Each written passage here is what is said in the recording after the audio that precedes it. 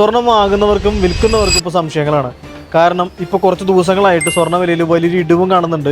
അതുപോലെ ചെറിയൊരു വേരിയേഷൻ നമ്മളിപ്പോൾ കാണുന്നുണ്ട്. ഇപ്പോൾ കറന്റ് നടന്നുകൊണ്ടിരിക്കുന്ന ഈ സിറ്റുവേഷൻ എന്താണെന്ന് ഞാൻ വിശദമായിട്ടൊന്ന് പറഞ്ഞുതരാം. കഴിഞ്ഞ കുറച്ച് മാസങ്ങൾക്ക് മുമ്പ് സ്വർണം ഒരു പവന് 1,30,000 രൂപയുടെ മുകളിൽ എത്തിയ കാര്യം നമ്മൾ കണ്ടിട്ടുണ്ടായിരുന്നു. ഈ സമയത്ത് സ്വർണ്ണത്തിൽ ഇൻവെസ്റ്റ്മെന്റ് ചെയ്ത് ക്യാഷ് ഉണ്ടാക്കിയ ആളുകളുണ്ടായിരുന്നു.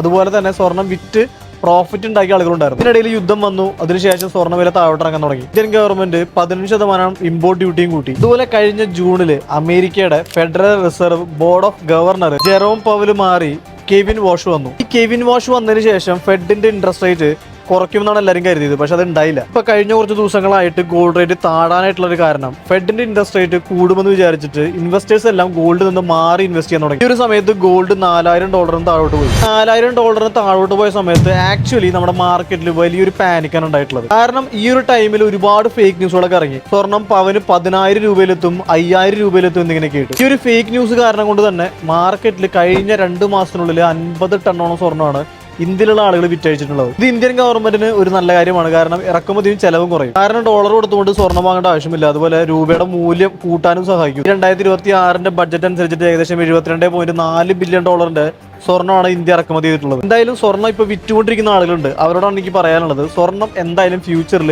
വില കൂടാൻ തന്നെ പോകുന്നത്. ചിന്തിച്ച് മാത്രം ഓരോ തീരുമാനങ്ങൾ എടുക്കുക.